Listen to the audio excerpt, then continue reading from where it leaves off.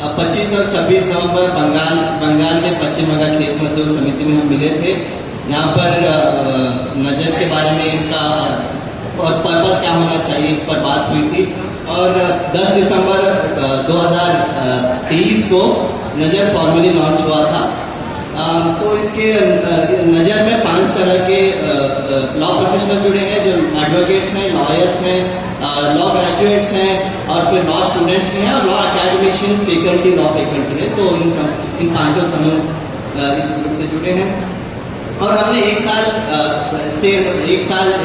होने वाला है, नजर को हो गया है, तो हमने एक साल में बहुत सारे स्टेटमेंट्स, रिप्रेजेंटेशंस और बहुत सारे ज्ञापन हो, वेबिनार हो, इन सब चीज़ों पर काम किया है। Small steps but significant steps, ऐसा नहीं कि हमने बहुत काम किया है, बहुत सारे चैलेंजेस भी थे। तो कल जो चर्चा हुई थी उस पर ये बात बहुत सारे लोगों से आई कि like there was this consensus कि ह्यूमन राइट्स लॉयर्स जो ग्रास रूट मूवमेंट्स को सपोर्ट करते हैं, उनको आज के दौर पर इकट्ठा होना जरूरी है। हम देख रहे हैं सुरेंद्र गाडगी हो, अहमद पराचा हो, इन पर कैसे लॉ एनफोर्समेंट मशीनरी के जरिए इन पर अटैक हो रहा है। इन पर इन सब चीज़ों को हमें इसलिए as a collective we have to collectivize our platform. That is what the discussion was yesterday, and also institutional issues जो हैं जैसे जुडिशियल अकाउंटेबिलिटी हो, जुडिशियल इंडिपेंडेंस हो, इन सब चीज़ों पर बात होनी है तो हमें एक कलेक्टिव एक प्लेटफॉर्म पर आकर बात करनी होगी, और ये लॉयर्स का प्लेटफॉर्म इसलिए ज़रूरी है। और एक बात उभर कर आई कि ग्रास रूट मूवमेंट्स जो बहुत सारे रूरल इंटरलैंड्स में हो, करियों में जो ग्रास रूट मूवमेंट चल रहे हैं, उसे बहुत सारी बार अनएथिकल लॉयरिंग के जरिए ठगी करते हैं लॉयर्स। तो ऐसे ठगने वाले लॉयर्स को हम कैसे एथिकल लॉयरिंग के जरिए ग्रास रूट मूवमेंट्स को सपोर्ट किया जाए, इस पर भी बात हुई। और कल हमारे साथ प्रशांत भूषण भी जुड़े थे। उन्होंने कहा कि संभावना इंस्टीट्यूट के जरिए 30 से 40 नजर के जो एडवोकेट्स हैं, अधिवक्ता हैं, वो अगर उनको हम 3 महीना पहला नोटिस देंगे तो हम वो वर्कशॉप करवाएंगे हमारे लिए। तो एक बात ये भी थी। और एक बात और भी उभर कर आई कि कोर्ट जो काम करते हैं वो कोर्ट रूम तक सीमित है नहीं, तो उसका एडवोकेसी हो, दूसरी चीजें हो, तो लॉ का एक ब्रॉडर एस्पेक्ट है।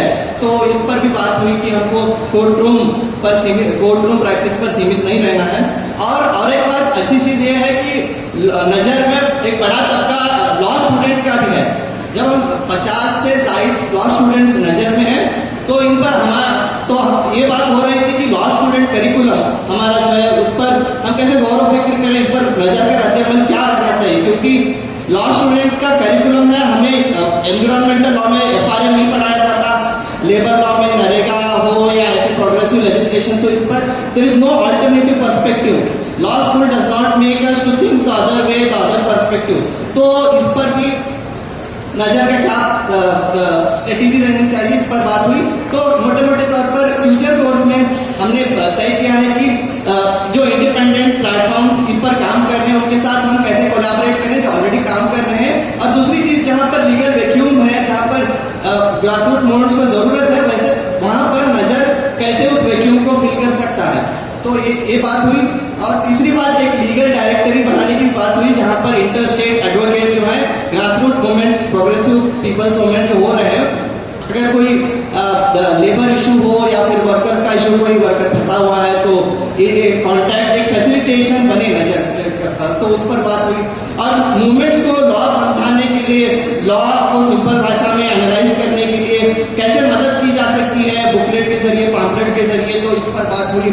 और एंटी पीपल लॉ जो है उसको कैसे क्रिटिक किया जाए, उस पर। और एक साल में हमारे पास ये चैलेंजेस था कि हम फिजिकल बहुत कुछ कर नहीं पाए। नजर के जरिए बहुत सारी चीजें ऑनलाइन हुई थी और बहुत सारी चीजें लेटर के जरिए हुई थी। अब हम सोच रहे हैं कि कैसे नजर का हॉरिजॉन ब्रॉडर करते हुए फैक्ट फाइंडिंग कराया जाए, रिपोर्ट्स पेश किए जाए, हम जमीन पर हमें कैसे आना चाहिए लॉयर्स को, इन सब पर बात हुई।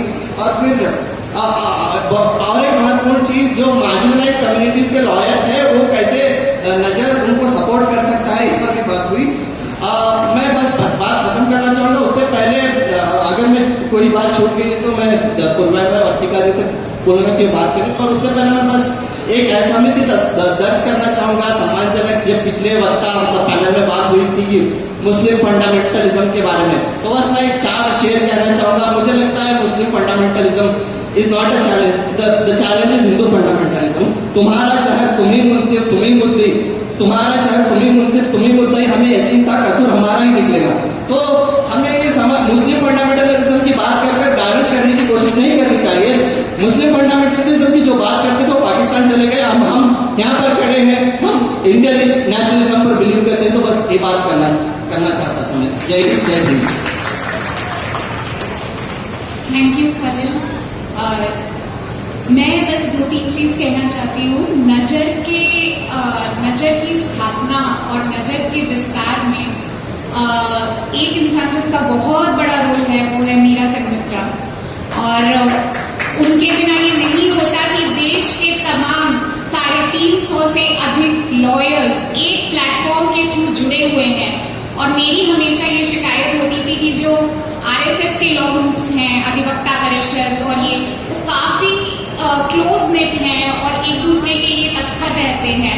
हम क्यों नहीं कुछ ऐसा एक लॉ ग्रुप कर सकते हैं, एक ऐसा लॉ नेटवर्क तैयार कर सकते हैं देश भर के लॉयर्स का, क्योंकि इतने सारे मानवाधिकार के क्षेत्र में लॉयर्स हैं, इतने सारे डिफरेंट मूवमेंट से जुड़े लॉयर्स हैं, तो हम क्यों नहीं कर सकते हैं। और उस शिकायत को मीरा ने इस माध्यम से दूर कर दिया।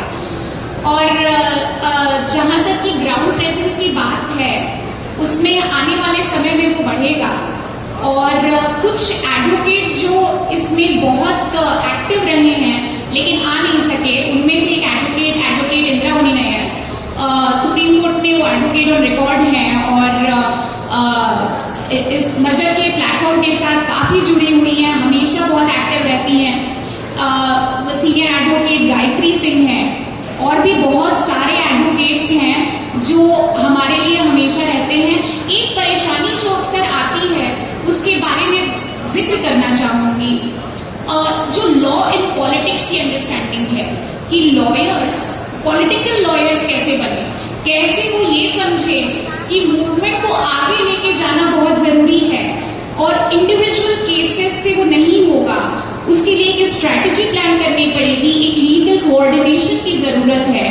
तो वो अंडरस्टैंडिंग, क्योंकि मूवमेंट उस तरह से बन नहीं पाता है आजकल, इस दौर में बड़ा मुश्किल होता है, इसलिए जिस तरह के लॉयर्स की जो चेतना होनी चाहिए वो भी डेवलप करना पड़ेगा। तो हम लोग कोशिश करेंगे कि नजर के माध्यम से वो लॉ इन पॉलिटिक्स, कैसे लॉ का हम पॉलिटिकल टूल जैसे इस्तेमाल करें, स्टेट लॉ का यूज कर रही है लॉ फेयर के लिए, जैसे वॉरफेयर होता है, एक लॉ को वेपन जैसे यूज कर रही है, यूएपीए हो गया, एंटी कन्वर्जन हो गया।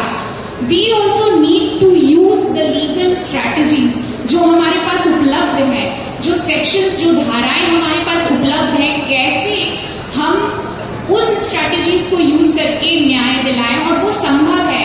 कल नजर में कई नए चेहरे जुड़े, कई नए लॉयर्स जुड़े, हैदराबाद के कुछ बहुत पुराने लॉयर्स जुड़े।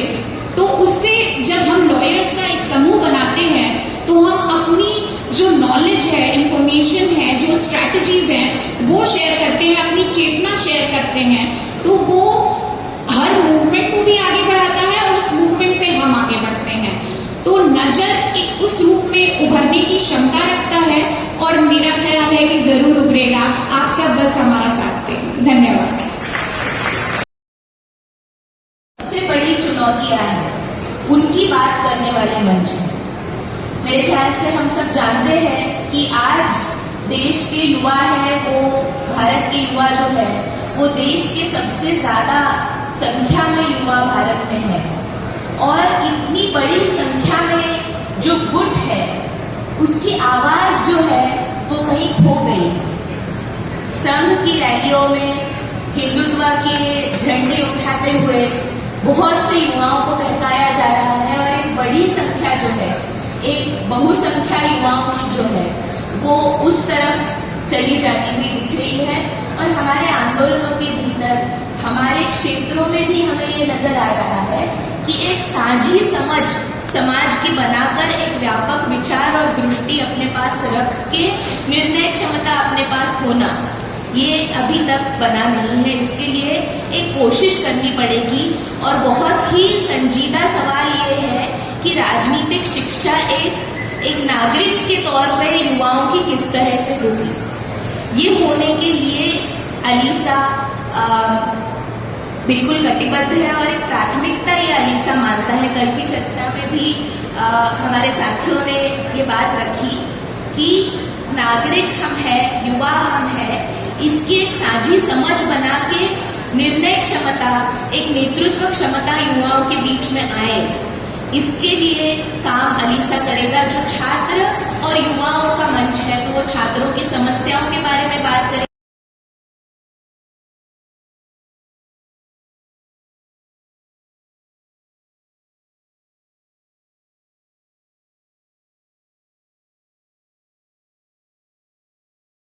से युवा आते हैं, उनके साथ जुड़ाव बना के उनके हाथ में नेतृत्व आने के लिए क्या चीजें हो, संस्थात्मक बदलाव किए जाने चाहिए, इसके बारे में बातचीत हुई है। तो मेरे ख्याल से अगला आने वाला जो समय है वो युवाओं की इस ताकत को आगे लेके आएगा और एक विचारधारा की गहरी समझ के साथ, समाज की गहरी समझ के साथ परिवर्तन के लिए लड़ने के लिए युवा कटिबद्ध है। ये आप सभी को हमारी तरफ से हमारा वचन है। धन्यवाद। कि अभी नाही और हेमंत ने बताया कि बहुत मुश्किल है कि युवाओं को एकजुट करना, क्योंकि जो दलित युवा है, बहुजन युवा है, वो खास करके धर्म के नाम पे हिंसा करने के लिए तैयार हो जाते हैं। अगर हक की लड़ाई करनी है तो वहाँ खड़े नहीं होते हैं। तो हम लोग जो कर रहे हैं एक मुश्किल काम है, तो उसके लिए मैं चाहूँगा कि एक नारा है कुछ तो करो जवानी में और आग लगा दो पानी में। तो ये मुश्किल है कि पानी में आग लगा सकते हैं, पर फिर भी हम लोग कोशिश कर सकते हैं। तो हम नारा लेते हैं, हम बोलेंगे कुछ तो करो जवानी में, सबको बोलना आग लगा दो पानी में। अरे कुछ तो